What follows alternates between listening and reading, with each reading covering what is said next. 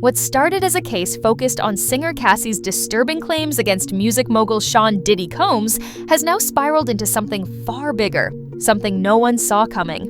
We're now learning that federal prosecutors have introduced secret audio recordings inside the courtroom, and sources say these tapes allegedly involve not just Diddy, but Will Smith and rapper Meek Mill. These revelations are sending shockwaves through the entertainment world, and what's happening behind closed doors has left courtroom observers frozen. Here's what we know. Earlier this week, what began as standard surveillance footage turned into a moment that changed the entire trajectory of this trial. Prosecutors first presented silent video clips, grainy hotel lobby footage. No sound, no explanation, just a few minutes of what looked like uneventful movement through a hallway. To many in the room, it seemed routine, just background evidence. But then, without warning, the mood shifted. The atmosphere turned tense as courtroom deputies shut the doors and began collecting phones. Reporters were quietly removed. Even court staff were ushered out. No one said much, but everyone knew something serious was coming. According to multiple sources, what followed was one of the most disturbing and unexpected moments of the entire trial.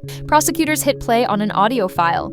Not just any recording, but one described by witnesses as graphic, explicit, and deeply unsettling. Sources allege the tape includes male-on-male sexual activity and that the voices involved were unmistakable. Allegedly Diddy, Will Smith, and Meek Mill. Now, we cannot independently confirm the content of that recording. It has not been released to the public.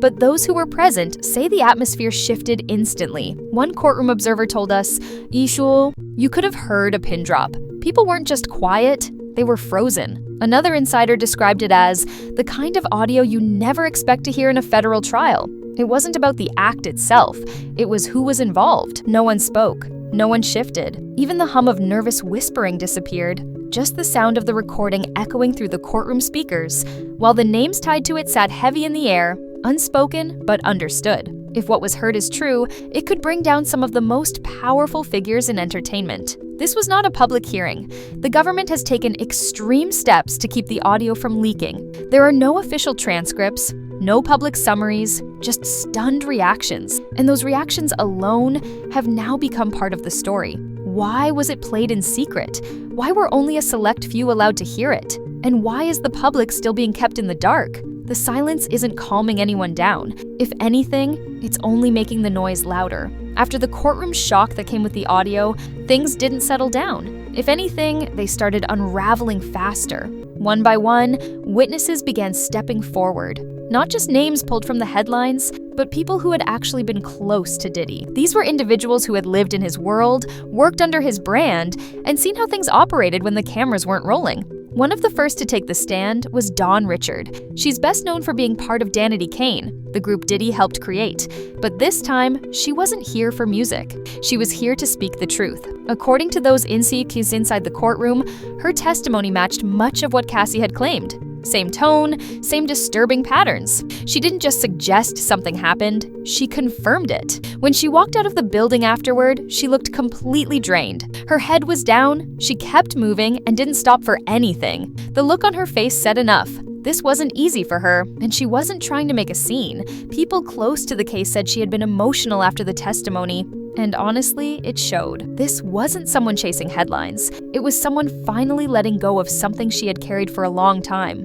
Her words weren't rumors. They weren't assumptions. They came from inside the circle, under oath. And for the first time, it felt like we were hearing more than just one woman's story. It felt like a pattern was finally being exposed. And then came the name that stopped everyone cold, Will Smith. Until that moment, the trial had mostly stayed within familiar territory. Diddy's circle, Diddy's past. But once Will's name surfaced during the courtroom playback, everything shifted. It wasn't a rumor online, it wasn't a headline twist. It was reportedly said in court while the most controversial tape in the case was being played. That was all it took. Within hours, the internet exploded. People went digging, old interviews started trending again, casual podcast moments, red carpet clips, behind-the-scenes footage. Anything where Will and Diddy had interacted suddenly looked different. One clip from comedian Lou Anel made a loud return. It was a moment most had brushed off as a joke at the time. She casually mentioned that Will and Diddy were clapping each other's cheeks. Back then, it was a punchline. This time it landed with a thud. But that wasn't what took things to another level. It was what came next. Will's former assistant, brother Bilal, stepped forward. He wasn't hinting or implying. He gave direct, graphic claims, saying he personally witnessed behavior between Will and actor Dwayne Martin that left no room for doubt. He said he walked in on them, described how it looked, spoke plainly about what he saw. It wasn't vague, and it wasn't presented like gossip. He made it sound like fact. That interview started spreading fast. And what made it hit harder was the timing. Coming off the back of that sealed courtroom audio, the claims felt less like noise and more like part of something real, something bigger. Now, people weren't just asking questions about Diddy. They were starting to ask, how deep does this go? And how long have people been protecting it? Will didn't wait long to respond. In what felt like an attempt to shut everything down quickly, he issued a direct denial. "I ain't nowhere near that man," he said, referring to Diddy. It was short, dismissive, almost like he didn't think it deserved more than that, but it didn't work. If anything, it poured gasoline on the fire. People immediately pulled receipts.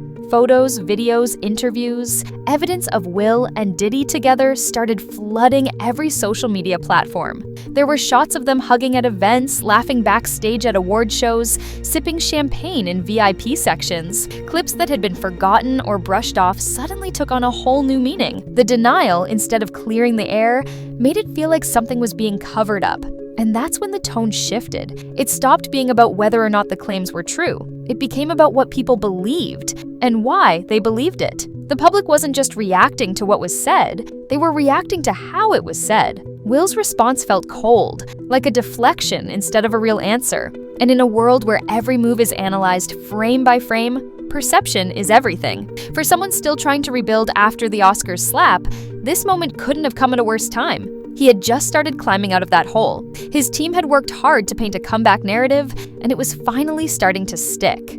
But now, all of that progress feels like it's hanging by a thread, because in the court of public opinion, silence raises eyebrows. But a shaky denial, that starts a landslide. While Will Smith tried to distance himself with a short denial, Meek Mill went in the opposite direction. Straight to social media and straight into a spiral. As soon as word got out that his name had come up during the court playback, his Twitter feed lit up. Post after post, hour after hour, he was firing back at everything. Denying, deflecting, ranting.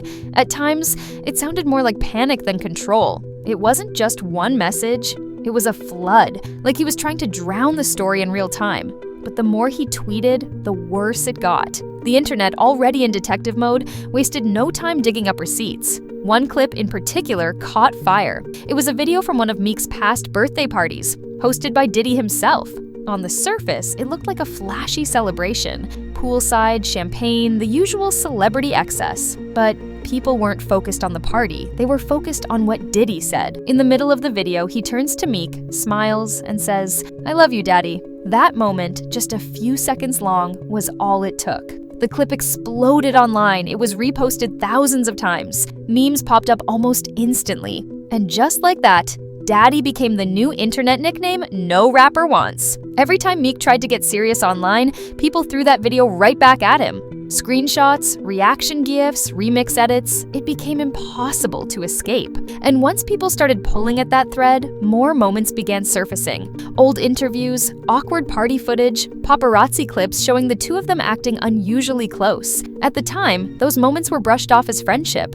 But now, with the courtroom context looming, everything started to feel different. Whether Meek realized it or not, the more he fought online, the more attention he brought to something he desperately wanted to go away. And the harder he pushed back, the more the internet laughed. This wasn't just about guilt anymore. It was about how bad it looked and how fast it was unraveling. To date, the audio itself has not leaked. Not even a second, no video, no image, nothing, and that silence, according to many, is more alarming than the content. We've spoken to legal analysts who say in most high-profile trials, something usually leaks, but not this time. That's led to speculation. Is the government protecting the names involved? Are the recordings too explosive to be released? One source inside court described the audio as Diddy laughing in the background while a man was being pounded. If true, the decision to keep this evidence hidden will spark a major debate about transparency in the justice system. What started as a single accusation has become something much bigger.